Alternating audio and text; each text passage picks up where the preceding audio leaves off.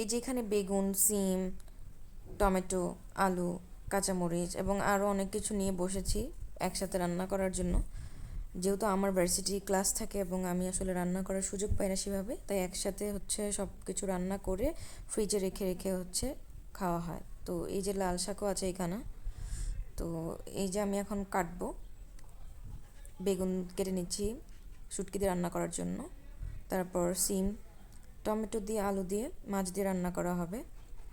আর এই যে আলুগুলো আমি এইভাবে ছুলে নিচ্ছি দা দিয়েই। আর এটা হচ্ছে মাছ দিয়ে, সিম দিয়ে, আলু দিয়ে রান্না করার জন্য টমেটো দিয়ে। টমেটোটাও কেটে নিচ্ছি।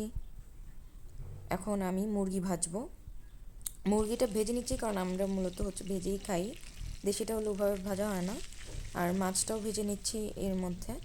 তো এই যে লাল শাক ধুয়ে আমি হচ্ছে রেখেছিলাম, তো এইখানে হচ্ছে মূলত সব আমি কাটাকুটি করে সব এক সাইডে করেছি যেন আমি একটার পর একটা রান্না করে ফেলতে পারি। তো প্রথমে আমি হচ্ছে মাংসের জন্য হচ্ছে আলুগুলো ভেজে নিব। আলুগুলো ভেজে মূলত হচ্ছে রান্না করব। তারপর হচ্ছে পেঁয়াজ দিয়ে দিব। তারপর পেঁয়াজগুলো ভাজার পরে আমি সেখানে একে একে সব মশলা টশলা দিয়ে, শাক যেহেতু রান্না করছি তো মশলা হবে না, আমি এগুলো দিয়ে হচ্ছে শাকটা রান্না করে ফেলছি। পেঁয়াজ, রসুন একটু, আর হচ্ছে এখানে আবার পেঁয়াজ দিলাম সবজিটা রান্না করার জন্য মাছ দিয়ে। তো আলুটা কষিয়ে নিচ্ছি। কষানোর পরে হচ্ছে আমি এখন সিমটা দিব।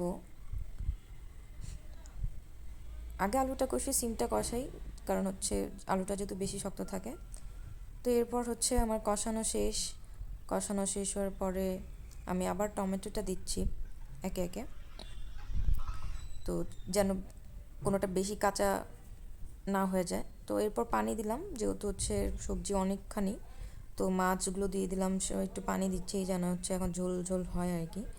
তো ঝোল কমে আসলো, কমে আসার পরে হচ্ছে আরও কিছুক্ষণ নাড়িয়ে পরে রেখে দিলাম। এখন মাংসটা আমার হয়ে গেল।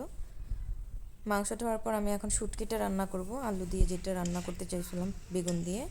তো এখানে চিংড়ি শুটকি আমি ব্যবহার করেছি। এখানেও সেম আলুটা আমি কষিয়ে নিচ্ছি শুরুতে।